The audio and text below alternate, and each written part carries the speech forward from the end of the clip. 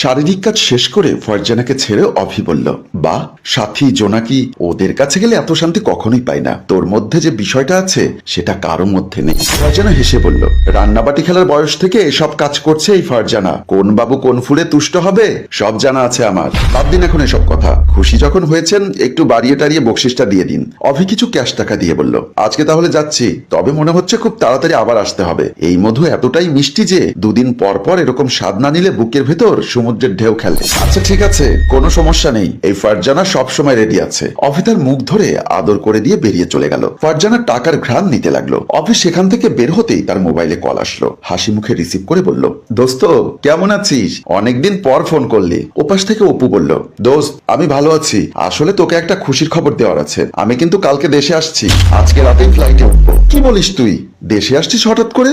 আমাকে তো কিছু জানালি না। আরে এটা হচ্ছে সারপ্রাইজ, বাসায় কাউকে কিচ্ছু জানাইনি, শুধু তোকে বললাম। আচ্ছা ঠিক আছে তুই আয়, কালকে অবশ্যই দেখা হবে।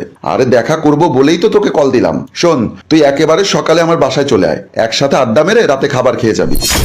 আন্টির হাতের কালা ভুনাটা মিস করছি অনেকদিন। ঠিক আছে আমি অবশ্যই কালকে আসবো। আচ্ছা ঠিক আছে দোস্ত, তাহলে রাখি এখন, পরে কথা হবে। পরের দিন ঘর ঝাড়ু দিচ্ছিল আসমা বেগম। এমন সময় দরজা খুলে প্রবাস থেকে ঘরে ফিরল তার ছেলে অপু। আম্মা তুমি কেমন আছো? তিনি খুশিতে আত্মহারা হয়ে বললেন, এ কি, আমার রাজপুত্র দেশে ফিরে এসেছে? এই তো বাবা ভালো আছি, কিন্তু তুই যে আজকে দেশে আসবি মাকে তো একবারও জানাসনি। ভেবেছিলাম হঠাৎ করে এসে তোমাদেরকে চমকে দেব। আচ্ছা তানিয়া কোথায়? তোর বোন কি এ সময় বাসায় থাকে? তাছাড়া সে কি আর আগের মতো ছোট আছে? ও এখন কলেজে পড়ে, এখন কলেজে গেছে, একটু পরেই ফিরে আসবে। আচ্ছা ঠিক আছে, ওকে আর ফোন করবো না, বাসায় আসুক দেখি আমাকে দেখে কি রিয়াকশন দেয়। মা হেসে বলল, পাগল একটা। ও আচ্ছা আম্মু, আজকে সন্ধ্যাবেলা কিন্তু অভি আসবে, দুই বন্ধু মিলে আড্ডা দেবো ভেবেছি, রাতে বাসায় খেয়ে যাবে। অভি আসবে সে তো ভালো কথা, তুই যাওয়ার পরে তো সেভাবে আর আসে না, ওর নাকি তোমার হাতের কালাভুনা ফেভারিট। আচ্ছা আচ্ছা বুঝে গেছি, যা তুই ফ্রেশ হয়ে নে, আমি তোকে কিছু খাবার দিচ্ছি। অপু ভেতরে চলে গেল। সন্ধ্যাবেলা ড্রয়িং রুমে বসে অভির সাথে অনেক আড্ডা দিল অপু। এক পর্যায়ে হাসি থামিয়ে অভি বলল, কিরে আমাদের ছোট্ট তানিয়াকে তো দেখতে পাচ্ছি না। আরে ও কি এখন আর ছোট্ট আছে নাকি? ও এখন কলেজে পড়ে, অনেক লজ্জা হয়েছে, তাই হয়তো তোর সামনে এভাবে আসছে না। সমস্যা নেই, খাবার টেবিলে গেলে দেখতে পাবি। তা ঠিক বলেছিস, ও কি আর ছোট থাকবে?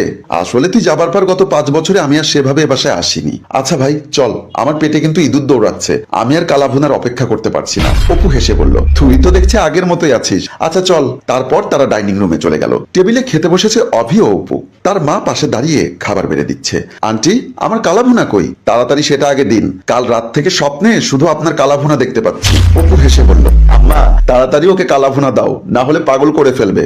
আচ্ছা তোরা বস, আমি নিয়ে আসছি। তুমি কেন যাচ্ছ? তানিয়াকে ডাকো। ওরা তো কি লজ্জা হলো যে অভির সামনে আসতে পারছে না। তারপর মা হেসে তানিয়াকে ডাকলেন। দুবার ডাকার পর কালাভুনার বাটি নিয়ে আস্তে আস্তে তানিয়া এগিয়ে এলো ওদের দিকে। মৃদু একটা হাসি দিয়ে বলল, কেমন আছেন অভি ভাই? অভি তাকে দেখেই দুম করে দাঁড়িয়ে গেল। তুই এভাবে দাঁড়িয়ে পড়লি কেন? অভি কোনো কথা বলছে না, সে সোজা তানিয়ার দিকে তাকিয়ে আছে। তার মাথায় আসছে না এটা কিভাবে হতে পারে। এই মেয়ে যে সে, যাকে সে টাকার বিনিময়ে দিনের পর দিন ভোগ করেছে। কি সুন্দর মেয়েটা তার সঙ্গে নাটক করে যাচ্ছে, অথচ তার পরিবারের কেউ বুঝতেও পারছে না। বাবা তোমার কিছু লাগবে? তাহলে এভাবে দাঁড়িয়ে গেলে কেন? সবাই অবাক। অভি এখনো কিছু বলছে না। ওর জন্য অবাক হয়ে বলল, কি ব্যাপার ভাইয়া, আপনি আমার দিকে এভাবে ভূত দেখার মতো তাকিয়ে আছেন কেন? কি রে তুই কিছু বলবি নাকি আবার মস্করা করছিস? অভি অপুর হাতটা টেনে এক পাশে নিয়ে গেল। এক পাশে নিয়েই বলল, এটা কিভাবে করতে পারলি তোরা? তোদের কি বিবেক বুদ্ধি বলতে কিছুই আর বাকি নেই? তোরা তো যথেষ্ট শিক্ষিত পরিবার, তাছাড়া তুই বিদেশে ভালোই টাকা ইনকাম করিস, বাড়ি করেছিস, দুদিন পর বিয়ে করবি। আল্লাহর রহমতে আগের থেকে তোদের অবস্থা অনেক ভালো হয়েছে। অপু অবাক হয়ে বলল, এসব তো ঠিক আছে, কিন্তু তুই হঠাৎ এসব আমাকে কেন বলছিস? তুই হঠাৎ ওখানে দাঁড়িয়ে পড়লি, আবার আমাকে এখানে নিয়ে এসে এসব বলছিস, তোর মাথা ঠিক আছে?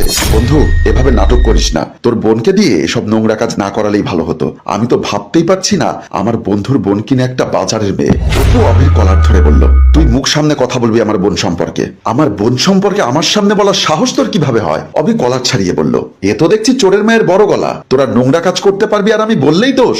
অপু রেগে মেগে বলল, তুই আমার বন্ধু বলে আমি এখন পর্যন্ত তোর গায়ে হাত দিলাম না, মান সম্মান নিয়ে চলে যা। অভি মেজা ঝাড়িয়ে বলল, তুই আমাকে গায়ে হাত তোলার ভয় দেখাচ্ছিস? আমি পুরো এলাকায় জানিয়ে দেব তোর বোন আজে বাজে কাজ করে, এমনকি আমি নিজেও মোটা অঙ্কের টাকা দিয়ে ওকে ভোগ করেছি। অপু এবার চড় মারলো অভি, এই মুহূর্তে আমার বাসা থেকে বের হয়ে যাবি।